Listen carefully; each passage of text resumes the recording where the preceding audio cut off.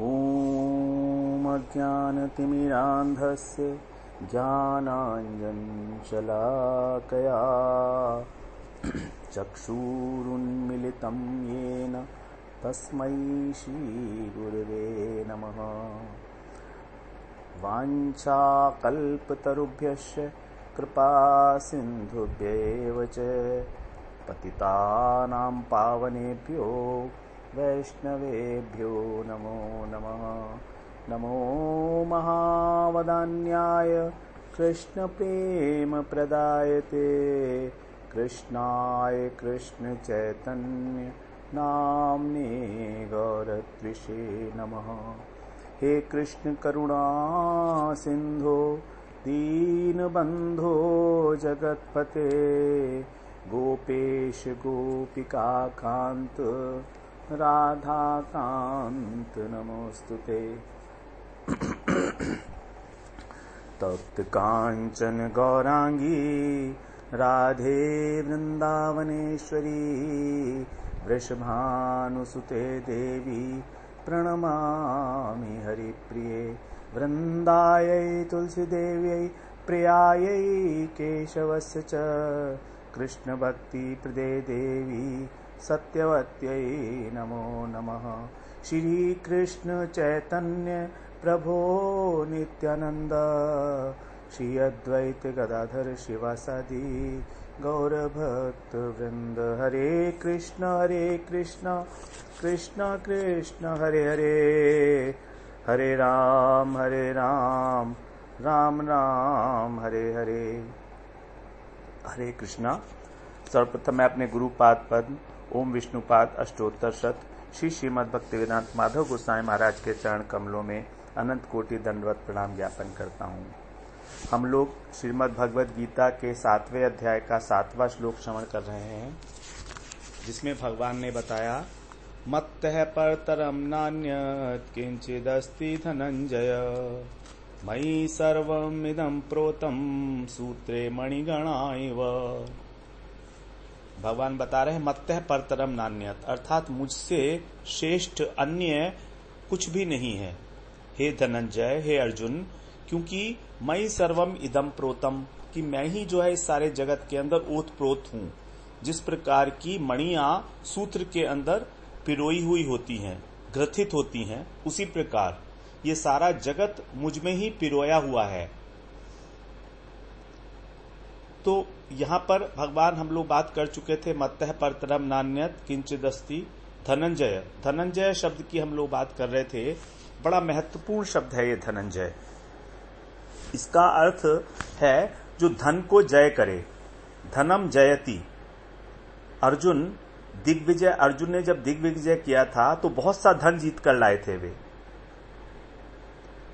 इसीलिए उनको धनंजय भी कहा जाता है। लेकिन यहां पर भगवान जो धनंजय कह रहे हैं अर्जुन को, वो ज्ञान रूपी धन को अर्जन करने के लिए कह रहे हैं, क्योंकि ज्ञान जो है वो सबसे बड़ा धन है।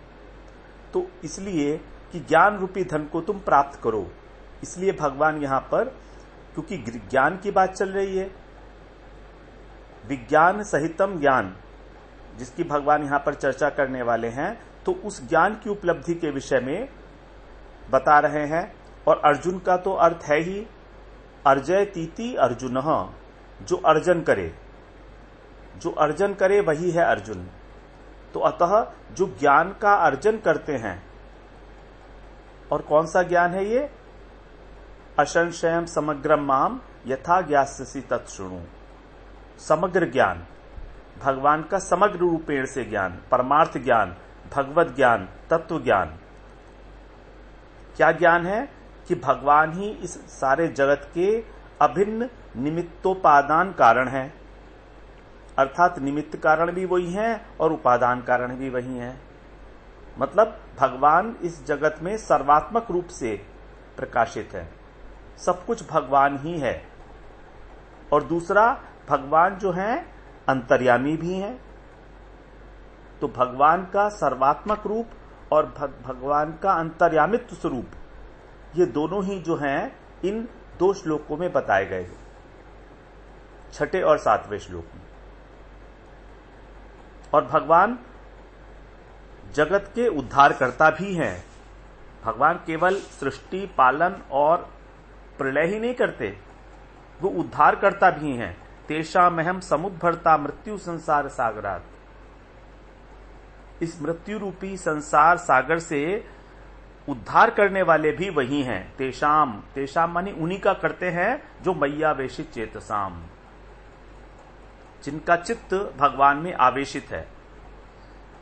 देखिए, जब हमारा चित्त किसी वस्तु में आवेशित हो जाता है तो हमारे मन में एक क्षण के लिए भी उस वस्तु के अतिरिक्त किसी और वस्तु का ध्यान नहीं होता, इतना आवेशित हो जाता है। हम लोगों ने अनुभव किया है जीवन में अपने, जब बच्चे का एग्जाम होता है तो उसको कुछ भी अच्छा नहीं लगता, वो इतना आवेशित होता है उस एग्जाम के लिए कि 2 दिन पहले से उसे ये भी नहीं पता होता वो कि क्या खाना खा रहा है, क्या कर रहा है, कब सो रहा है, वो पूरा आवेशित हो गया है। यहां उन्हीं बच्चों की बात की जा रही है जो बहुत इंटेलिजेंट हैं, जो पढ़ाई को बहुत अधिक महत्व देते हैं। इतना आवेशित हो जाते हैं हम लोग। इवन ऑफिस में भी जब काम करते हैं और टारगेट डेट पास में आ जाती है, कल ही रिपोर्ट जमा करानी है, तो उस समय आवेश देखिए पूरे ऑफिस के अंदर कितना आवेश होता है और कुछ भी नहीं सूझता किसी को भी, ना भूख लगती है, ना प्यास लगती है, ना नींद आती है। सब काम करते रहते हैं लेकिन आवेश हमेशा उसमें रहता है। तो यहां पर भगवान कह रहे हैं कि जो मय्यावेशित चेतसाम है, अर्थात जिनका चित्त मुझ में पूर्ण तरह से आवेशित हो गया है। आ माने संपूर्ण रूप से, और वेश जो धातु है उसका मतलब है प्रवेश करना।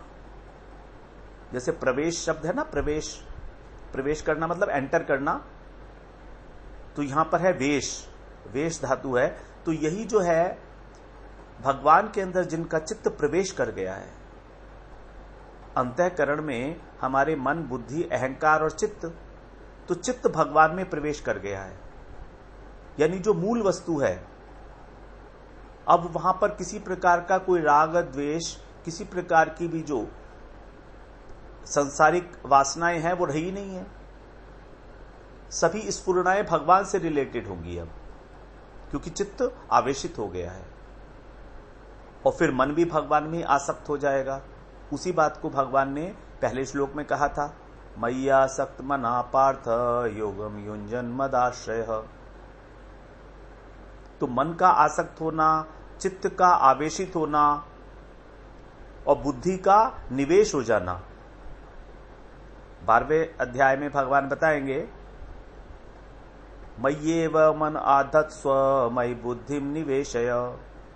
निवेश, निवेश भी आवेश से ही बना है, वेश धातु ही है इसमें भी। निवेश, नितराम, जो अच्छी प्रकार से भगवान के अंदर लग गई है बुद्धि, निवेशित हो गई है। तो इसका मतलब यह है कि हमको भगवान को जानने के लिए उनमें आवेश की आवश्यकता है। जितना अधिक हमारा आवेश होगा उतना ही अधिक हम भजन कर पाएंगे। कर नहीं पाएंगे, भजन होगा, क्योंकि हमसे वही कार्य होता है जिसमें हम आवेशित होते हैं, अपने आप होता है। अपने परिवार में हम कितने आवेशित होते हैं, सबकी सुख सुविधाओं का ख्याल रखने में, सबके स्वास्थ्य का ख्याल रखने में इतने आवेशित होते हैं कि 24 घंटे वही सोचते रहते हैं। कोई भी काम करते हैं लेकिन बैकग्राउंड में वही चलता रहता है। उसी प्रकार का आवेश यहां पर आवश्यक है। तो ये धनंजय का अर्थ हुआ कि परमार्थ ज्ञान, तत्व ज्ञान, भगवत ज्ञान को प्राप्त करना, अर्जन करना। और धनंजय का दूसरा अर्थ है, धनंजय एक प्रकार का उपप्राण भी कहा गया है। हमारे शरीर में राजसिक अहंकार से प्राणों की उत्पत्ति हुई है, इंद्रियों की उत्पत्ति भी हुई है और प्राणों की उत्पत्ति भी हुई है। प्राण 5 प्रकार के होते हैं, प्राण, अपान, समान, उदान, व्यान, ये 5 प्रकार के प्राण होते हैं। और 5 प्रकार के उपप्राण होते हैं जिनसे क्रियाएं होती हैं, गौण क्रियाएं, जैसे नाग, कूर्म, कृकल, देवदत्त और धनंजय। यहां से जम्भाई लेना, इस प्रकार की जो खांसना, ये जो क्रियाएं हैं ये उप प्राणों के द्वारा होती हैं। तो धनंजय प्राण जो है वो हमारा नाखून से लेके शिखा तक सारे शरीर में व्याप्त होता है, ये धनंजय प्राण। और इसकी विशेष बात क्या है कि मरने के बाद भी ये प्राण मुर्दे को नहीं छोड़ता। मृतम अपि न जहाती, मृत्यम अपि न जहाती, मृत होने के बाद भी ये प्राण कुछ समय तक जो मुर्दा है उसको नहीं छोड़ता, ये न जहाती, क्योंकि इसी प्राण के कारण जो है शरीर बंधा हुआ रहता है।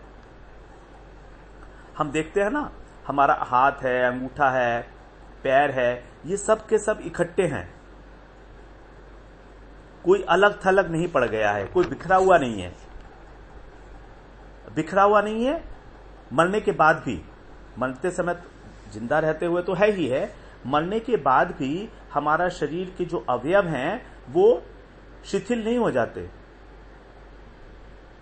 सबको जोड़े रखता है। ये प्राण है धनंजय। इसीलिए क्योंकि ये सबको जोड़े रहता है, जितने भी शरीर के अवयव हैं, इसलिए इसके अंदर बड़ा स्नेह है। जो स्नेही व्यक्ति होता है ना, वही तो सबको जोड़कर रखता है घरों में। जो प्रेम करने वाला व्यक्ति होता है वही जोड़ता है। तो मरते समय जब प्राण निकल जाते हैं, प्राणवायु, तो भी ये धनंजय उप प्राण जो है कुछ समय तक मुर्दे में बना रहता है। आत्मा शरीर को छोड़ देती है, लेकिन धनंजय मुर्दे को नहीं छोड़ता। मरते समय हाथ के जो अधिष्ठात्र देवता हैं इंद्र, आंखों के देवता हैं सूर्य, मन का देवता चंद्र, बुद्धि के देवता ब्रह्मा, ये सब छोड़कर चले जाते हैं। लेकिन ये जो धनंजय है, धनंजय कौन? अर्जुन। अर्जुन कौन है? अर्जुन नर के अवतार है, नर नारायण, भगवान का अवतार है नर नारायण ऋषि के रूप में। तो वहां पर जो नर हैं वो है अर्जुन। ये नर जो हैं ये नारायण को कभी छोड़ते नहीं है, इनकी दोनों की अटूट जोड़ी है।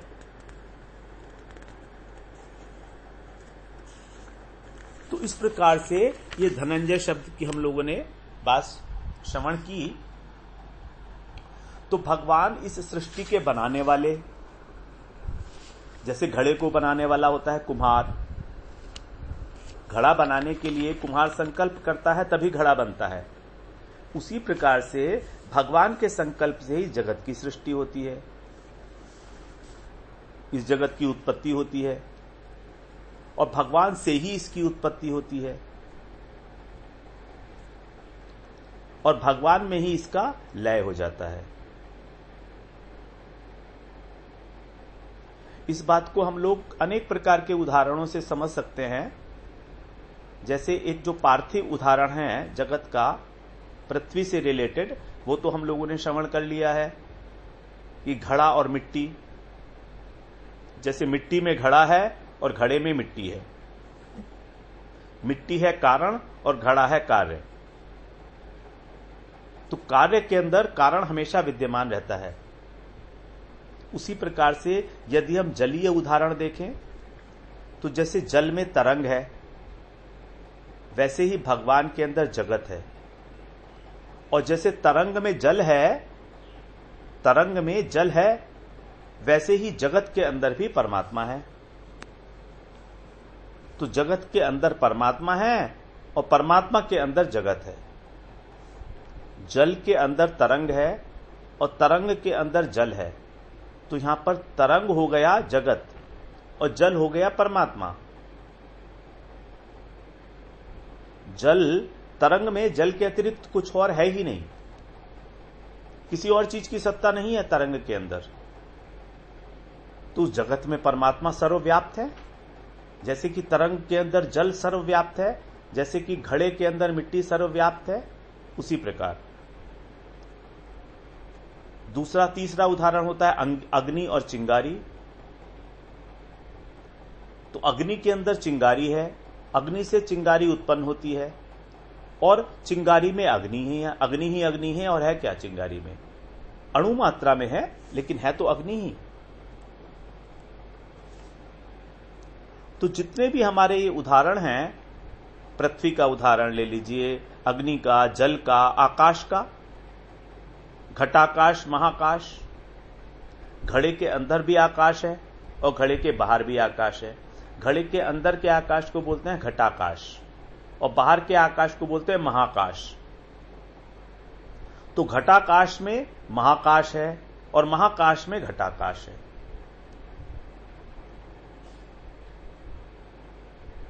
उसके बाद वायु, वायु में प्राण है और प्राण में वायु है।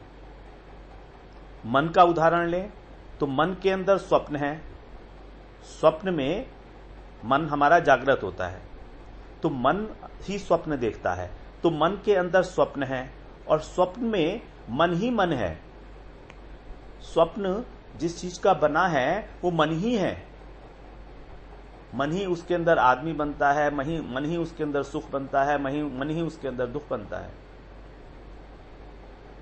मन ही उसके अंदर परिस्थिति बनता है। तो स्वप्न में मन के अतिरिक्त कुछ और है ही नहीं। तो भगवान जब सृष्टि करते हैं तो क्या वो किसी विशेष दिशा में करते हैं सृष्टि? कैसे करते हैं? भगवान तो सर्वव्यापक है। अब ईश्वर की दृष्टि से अगर इस सृष्टि को देखा जाए तो कैसा दिखेगा? ईश्वर, भगवान सर्वव्यापक है। भगवान सर्वव्यापक हैं।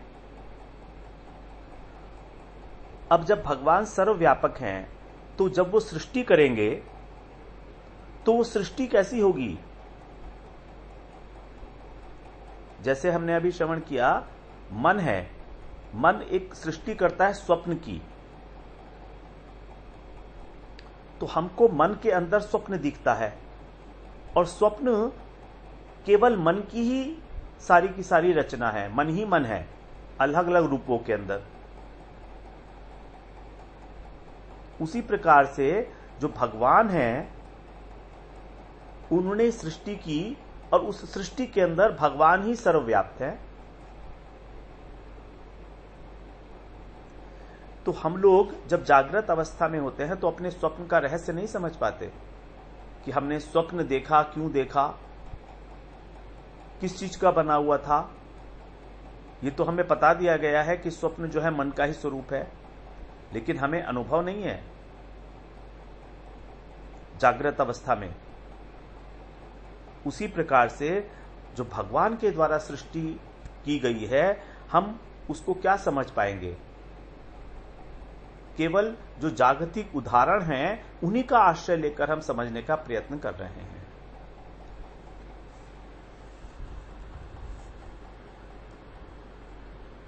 तो भगवान ने यहां पर बताया, मत्तः परतरम नान्यत किंचिदस्ति धनंजय। मत्तः माने मुझसे अतिरिक्त, मुझसे श्रेष्ठ, मुझसे परे। कौन से भगवान है ये? जिनकी परा और अपरा प्रकृति है। 5वें और 6ठे श्लोक में जो बताया, अपरा प्रकृति और परा प्रकृति। और मत्तः परतरम मतलब मैं ही सब कारण हूं, सर्वोपरि कारण हूं। मत्तः के द्वारा भगवान अपनी ओर इशारा कर रहे हैं। मैं जैसे अपने हाथ से अपनी वक्षस्थल की ओर इशारा करते हुए बोल रहे हैं, मत्तः परतरम नान्यत, मुझसे अतिरिक्त और कुछ भी नहीं है। तो ये जो मत्तः शब्द है ये भगवान के लिए ही है, ना कि निर्विशेष ब्रह्म और परमात्मा के लिए, जो साक्षात अर्जुन के सामने बैठे हैं। तो यहां पर मत्त शब्द जो है वो समग्र भगवान का वाचक है।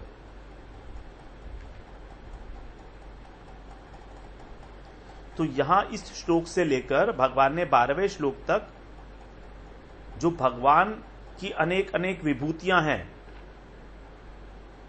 उनकी और स्वयं की ही चर्चा की है भगवान, कि भगवान का अपना स्वरूप कैसा है और उनकी जो अनेक विभूतियां हैं वो कैसी हैं।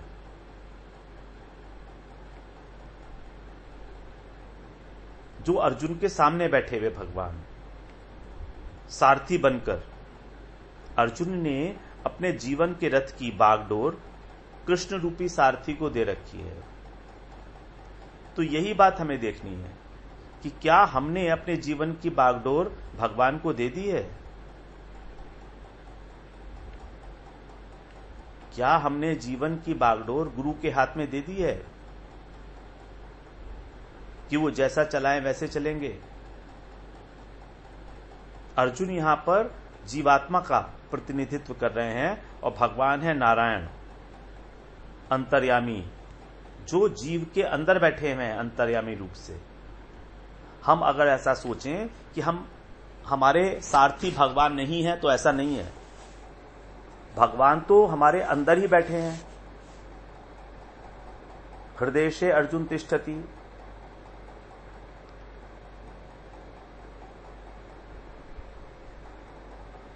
वे तो सारथी हैं। तो जो नर और नारायण, तो नर कौन है? ये अर्जुन, और नारायण भगवान। तो नर का मतलब है मनुष्य। तो मनुष्य का जो हृदय है उसका नाम है नारायण। नार का मतलब होता है जो नर से संबंधित है, उसको बोलते हैं नारायण, उसको बोलते हैं नार, जो नर से संबंधित है। तो उस जो नर से संबंधित है वो क्या है? हृदय। और उस हृदय के अंदर जिनका आयन है वो है नारायण। ऐसे नारायण जो है वो नर के हृदय में बैठे हुए हैं। यदि हम जीवन का सारथी उन्हें ही बना लें तभी हमारा काम हो सकता है, तभी भगवान की प्रतिज्ञा सार्थक होगी। तेषामहं समुद्भर्ता मृत्यु संसार सागरात् भवामी न चिरात् पार्थ मय्यावेशित चेतसाम। मैं तुरंत ही उनका उद्धारकर्ता बन जाऊंगा। भवामी अचिरात् पार्थ, भवानी का मतलब हो जाऊंगा।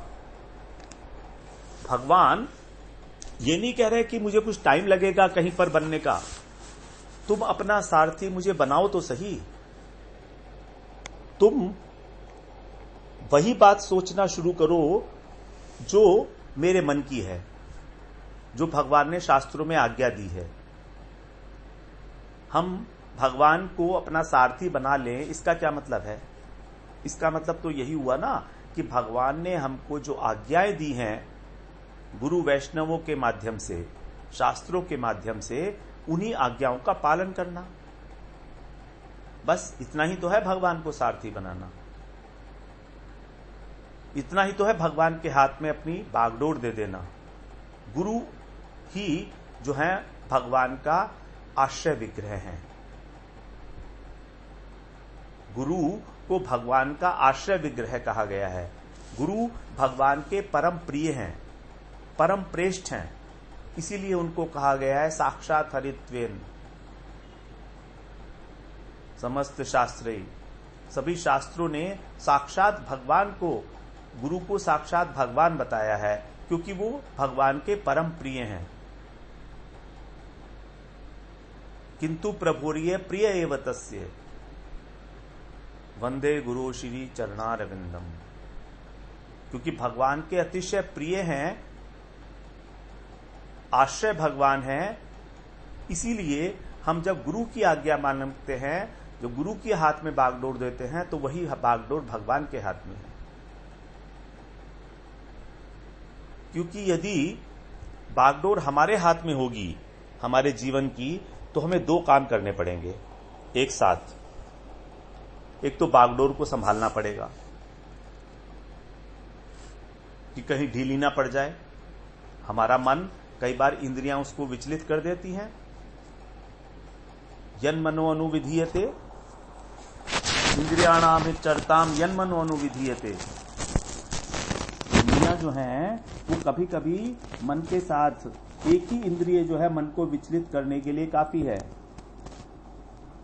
दूसरे अध्याय में 67वें श्लोक में भगवान ने बताया था इंद्रियाणाम चरताम यन्मनो अनुविधीयते तदस्य हरति प्रज्ञाम वायुर्नावम इमाम भसी। एक ही इंद्रिय जो है जब मन के साथ लग जाती है तो हमारी बुद्धि का हरण कर लेती है। तदस्य हरति प्रज्ञाम, ये जो तीनों है ना, इंद्रिया, मन और बुद्धि, आपस में बहुत क्लोजली रिलेटेड है। जैसे ही इंद्रियों ने मन का हरण किया वैसे ही हमारी बुद्धि भी हरण हो गई। बुद्धि हमारे काम करना बंद कर दी। जिस प्रकार कि जो वायु है वो नाव को हरण कर लेती है समुद्र में या नदी में। वायु नावम इमाम भसी,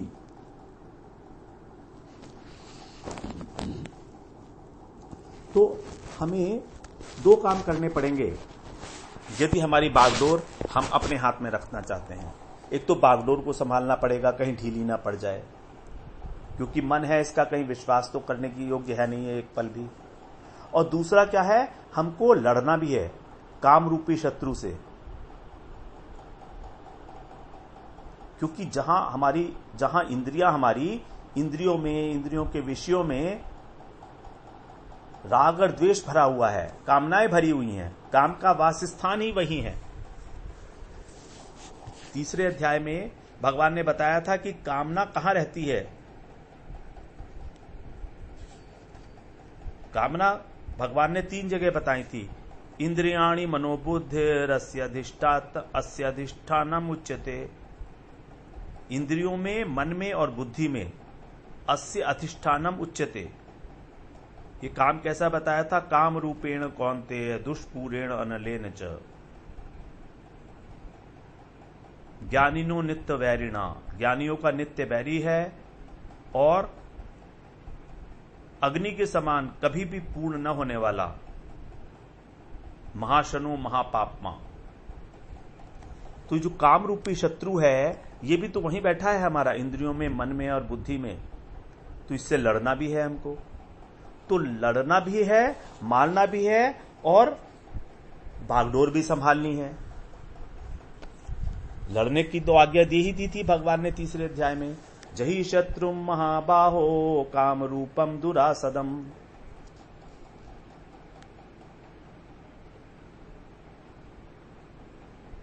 तो इस प्रकार से ये कामना के साथ हमको लड़ना भी है, उसको मारना भी है और मन को संभालना भी है, बागडोर को भी संभालना है।